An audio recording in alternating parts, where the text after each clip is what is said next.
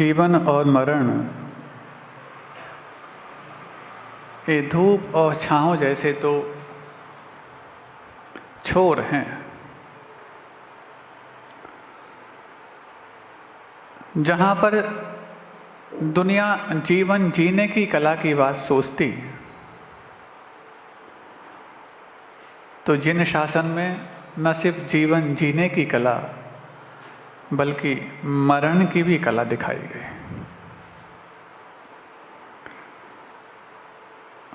और सिर्फ जिन शासन में ही मरण को मातम की बजाय महोत्सव मनाने की बात सिखाई गई हो, ये तो है ही, लेकिन दूसरी भाषाओं में दूसरे लोग भी मरण को बेकार ना जाए ऐसा प्रयास करने की बात करते हैं। तब तो जाकर के हर पंथ में और हर ग्रंथ में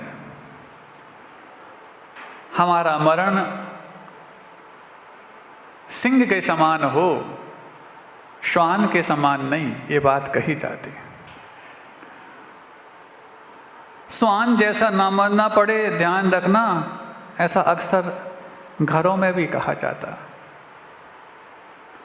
क्यों? श्वान की मौत बहुत कष्टकारी होती है। सिर्फ कष्टकारी हो नहीं, संक्लेश के साथ होती है। सिर्फ संक्लेश के साथ हो इतना ही नहीं, वो मरण को बिगाड़ने वाली होती है। मात्र भारतीय संस्कृति में जैन संस्कृति एक ऐसी है जिसमें मरण को मातम के रूप में नहीं, महोत्सव के रूप में जानने की और मानने की और साथ साथ मनाने की कला सिखाई गई। दुनिया आज आर्ट ऑफ लिविंग के कोर्स करती, जिन शासन आर्ट ऑफ डाइंग का कोर्स कराती। कभी एक किनारे पर खड़े होकर के दूसरे किनारे ना जाओ तो तुम्हें कोई कहेगा कि तुम जल यात्री हो।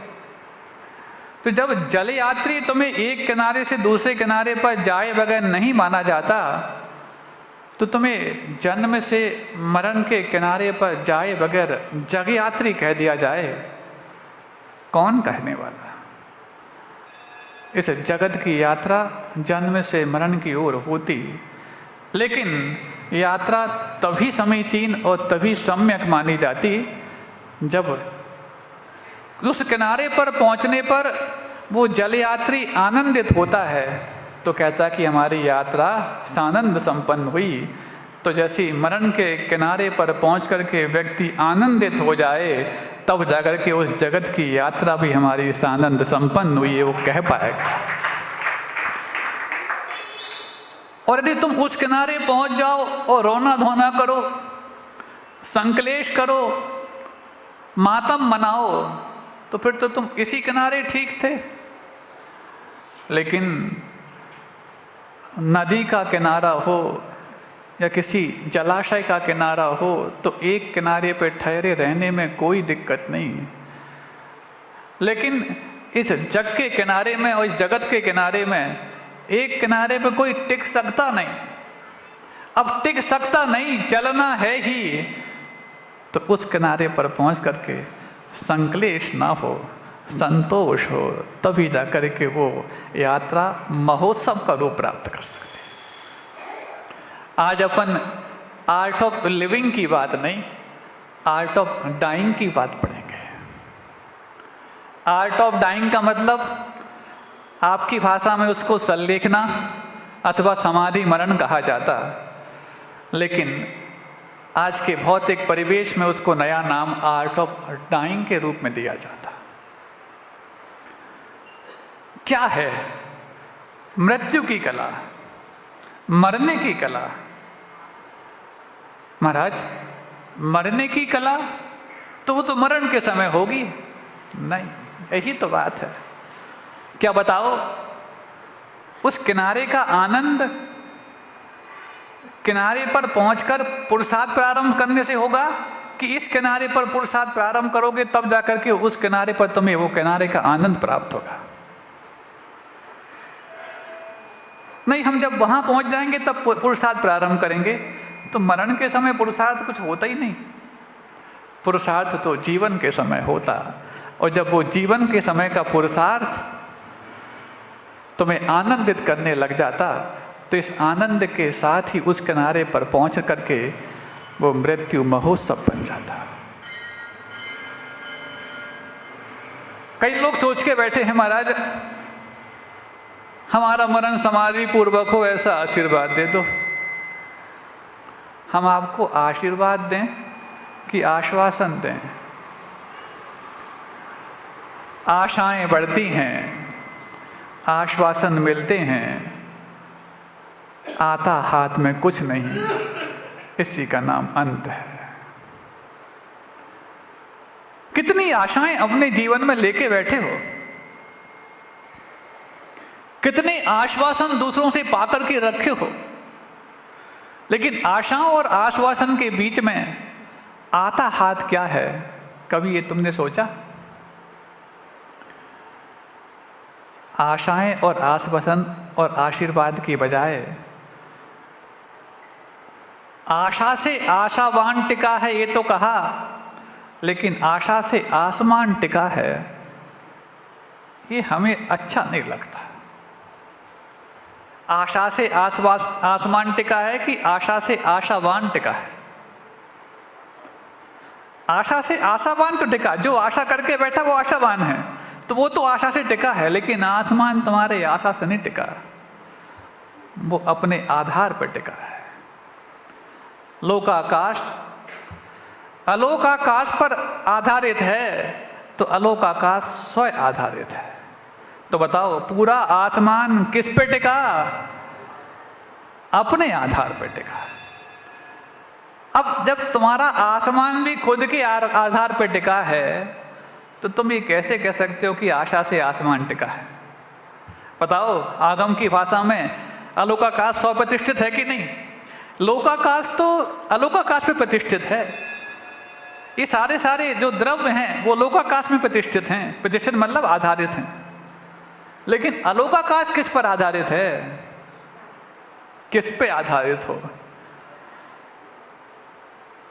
स्वयं आधारित है। इसका मतलब जिस पर तुम आधारित हो, जब वो भी किसी दूसरे पर आधारित नहीं, तो तुम्हारा मरण दूसरे पर आधारित कैसे हो सकता है? ना वो आशाओं पर, ना आश्वास पर, और ना आशीर्वाद पर।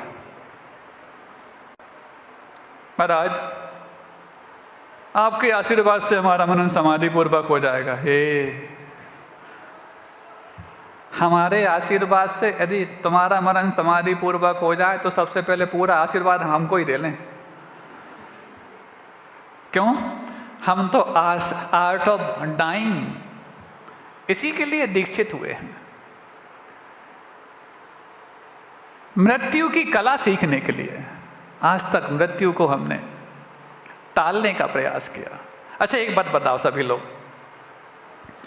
बहुत सारे रोग आपने देखे होंगे अपने जीवन में, सर्दी जुकाम, वायरल, मलेरिया, और बड़े बड़े रोग भी देखे होंगे, कैंसर, टीबी, ट्यूमर और तमाम तरह के। जो रोग कम समय के लिए हो और सबसे कम कष्ट देता हो, क्या उस रोग को तुम टालने का प्रयास करते? मान लो छींक भी एक रोग है, जमाई भी एक तरह से रोग है, तो छींक को टालने का प्रयास करते? बताओ ना,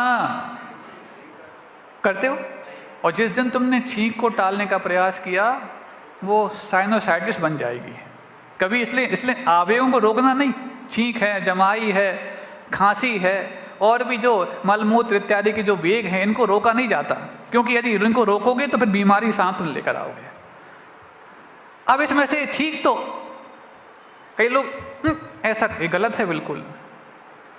तुम आसपास किसी को सुनने में ना आए इसलिए यदि उसको वहीं के वहीं रोक रहे हो तो एक नई बीमारी पैदा कर रहे हो। सावधान, कभी भी छींक आए तो बिल्कुल खुल करके होना चाहिए, खांसी आए तो खुल करके होना चाहिए। हाँ, इतना है कि किसी दूसरे को डिस्टर्ब बनाओ तो उठ करके साइड में जा सकते हो अथवा इस तरह वो कर सकते हो, लेकिन तुमने यदि रोक ली तो उसको आपने नासूर बना दिया। इसलिए इन वेगों को कभी रोका नहीं जाता, मलमूत्र की वेगों को भी कभी रोका नहीं जाता, खांसी जमाई इनको भी कभी रोका नहीं जाता। ये वेग माने जाते हैं, क्योंकि वेग है, उसमें फोर्स है, और तुम रोक दोगे तो वो जब बांध का वेग टूटता है तो विप्लव सामने ला करके आता है। इसलिए इन वेगों को कभी रोका ना जाए। हाँ, एक शिष्टाचार का पालन अवश्य किया जाए। खांसी आ रही है तो मुख पे हाथ लगा लो, छींक आ रही है तो साइड में अथवा ऐसे कर लो, वो तो ठीक है। लेकिन तुम उसको ऐसा, कई बच्चे आजकल के ये ट्रेंड चल चुका है यंगस्टर में कि छींक आती है तो वहीं के वहीं ऊँक कर देते हैं। ये ऊँक एक दिन तुम्हें ऊँक करा देगी, खबरदार, कभी रोकना नहीं इसको। तो हम पूछना चाह रहे हैं कि जो कम समय के रोग होते हैं, ये कम समय के जो रोग हैं अथवा जो कष्ट, इसमें कोई कष्ट होता है क्या? एक आध एक्सेप्शन छोड़ दिया जाए तो छींक में कोई कष्ट होता है क्या? बल्कि एक हल्कापन लेता है। तो इन रोगों को कभी रोकने का प्रयास किया? और जो रोग बरसों चलते, कैंसर है, ट्यूबरकुलोसिस है, और भी तमाम तरह के, और कष्टकारी हों तो भी उनको ज़्यादा टाल नहीं पाते, क्या करें? वो तो राज रोग बन चुके हैं, आए तो वो हमें लेकर के जाएंगे अब तो। लेकिन जो छोटे रोग हैं, वो कम कष्ट वाले हैं, कम समय के लिए हैं, उनको तो कोई टालने का प्रयास करता नहीं। अब हम आपके सामने कुछ एक महान लोगों की चर्चा करना चाहते हैं, और महान लोगों के सामने धन्यवाद तो बोल दो, कम से कम तुम लोग को महान कह दिया। महाराज, विश्वास नहीं होता कि हम महान हैं, इसलिए हम अनुमोदना भी नहीं कर पा रहे। चलो, कम से कम तुम्हारी यही महानता है कि तुम अपने आप को महान नहीं मानते हो, इसके लिए भी अनुमोदना कर सकते हो। व्यक्ति यदि अपने आप को अज्ञानी मान रहा है, व्यक्ति अपने आप को यदि महान नहीं हूं वैसा मान रहा है, तो यही तो उसके महान बनने की शुरुआत है, यही तो उसके ज्ञानी बनने की शुरुआत है। नहीं है तो खुद को महान बनना रहो, वो तुम्हारे निम्न होने की शुरुआत है। क्योंकि एक छोर यदि तुम पकड़े हो तो यात्रा दूसरे छोर की ओर होगी।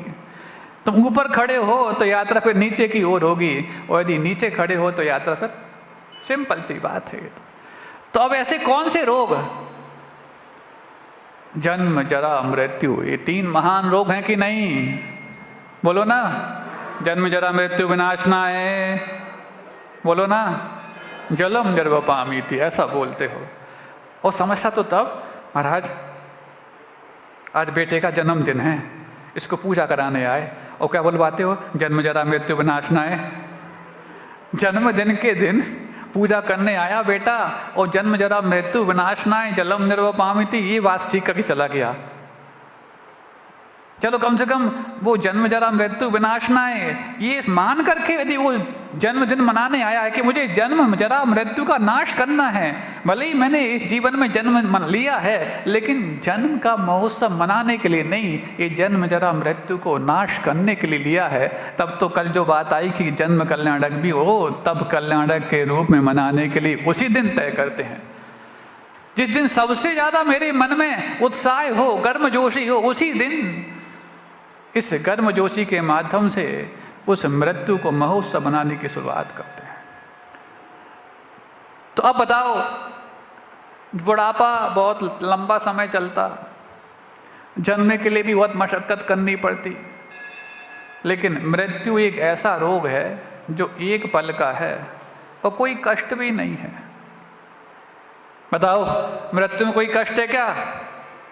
बहुत लंबे समय की होती मृत्यु, क्या एक पल की होती, एक समय का है मृत्यु का समय। और कष्ट होता क्या? कष्ट तो जीवन में होता, मृत्यु में नहीं। अब जो सबसे कम समय का रोग है और बिल्कुल कष्ट नहीं है, ऐसा रोग है, उस रोग को टालने का प्रयास पूरे जीवन भर चलता है। छींक जैसा रोग जो थोड़ा सा मृत्यु से भी ज्यादा समय का है, थोड़ा बहुत फिर भी झटका लगता होगा, उसको तो तुम कभी टालने का प्रयास नहीं करते। लेकिन मृत्यु जैसा रोग एक समय का, कोई कष्ट वाला नहीं, उसको टालने का पूरे शुरुआत से अंत तक प्रयास चलता है। कैसी बुद्धि हो गई, कौन सी दिशा भटक गए। अरे जिसमें कष्ट हो उसको टालें फिर भी ठीक है, जो बहुत समय पेरे उसको टालने का फिर भी प्रयास करें, समझ में आता है, लेकिन जिसमें कोई कष्ट नहीं, कोई ज़्यादा समय लेता नहीं, उसको क्यों टालना? जब ये वाली बात समझ में आ जाती है, तभी से वो मृत्यु महोत्सव की शुरुआत बन जाता है। वर्ष पुरानी बात है, आर्ट ऑफ डाइंग, यानी कि मृत्यु की कला। आर्ट ऑफ लिविंग तो सब जानते हो, आर्ट ऑफ डाइंग। और वो लंदन टाइम्स जो अखबार है लंदन से निकलता है, उसमें छपा वो लेख। 20 लाख कॉपी जिस न्यूज़पेपर की निकलती हैं, उस न्यूज़पेपर उनका लेख छपा। उसको सुन करके, पढ़ करके तमाम फ़ोन उनके पास आने लग गए, उसके पास लंदन टाइम्स के ऑफिस में, कि जिन्होंने ये लेख लिखा है हम उनसे मिलना चाहते हैं।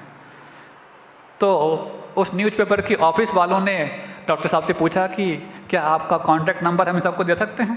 डॉक्टर साहब ने कहा दे सकते हैं। तो कई लोगों के फ़ोन आने लगे, वो अपने हिसाब से सबको बताने लग गए। एक ऑस्ट्रेलियन लेडी थी, सुनो अच्छी बात है, एक ऑस्ट्रेलियन लेडी थी जिसको कैंसर था, वो कैंसर भी 4th स्टेज का। दर्द से बहुत कराहती थी। जब उसने ये लेख पढ़ा कि आर्ट ऑफ डाइंग, मृत्यु को महोत्सव बनाने की कला, तो उसने संपर्क किया डॉक्टर साहब से।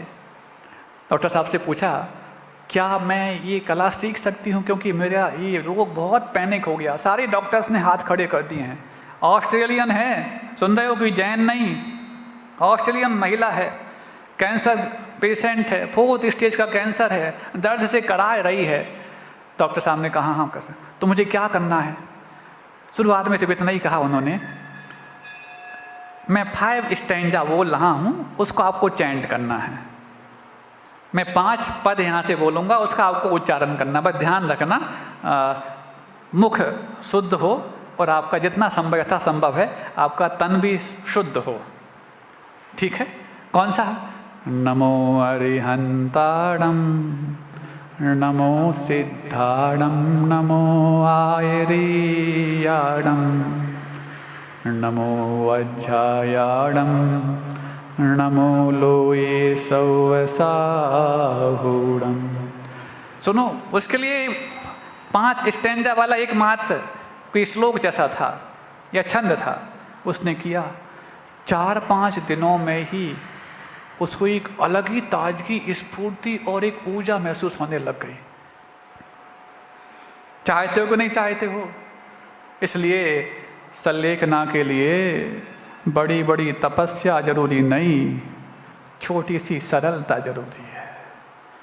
तपस्वी की भी संलेखना हो भी सकती है, लेकिन सरल व्यक्ति की संलेखना का भाव तो अवश्य पूरा होता है, क्योंकि सरलता का नाम ही कषायों को क्रश करना है, और कषायों को क्रश करने का नाम ही कषाय संलेखना है। अहिंसा परमो धर्म की, बोधि समाधि परिणाम शुद्धि, स्वात्मोपलब्धि शिव सौख्य सिद्धि, चिंतामणिम चिंतित वस्तु दाने, त्वां वंदे मानस्य ममास्तु देवी।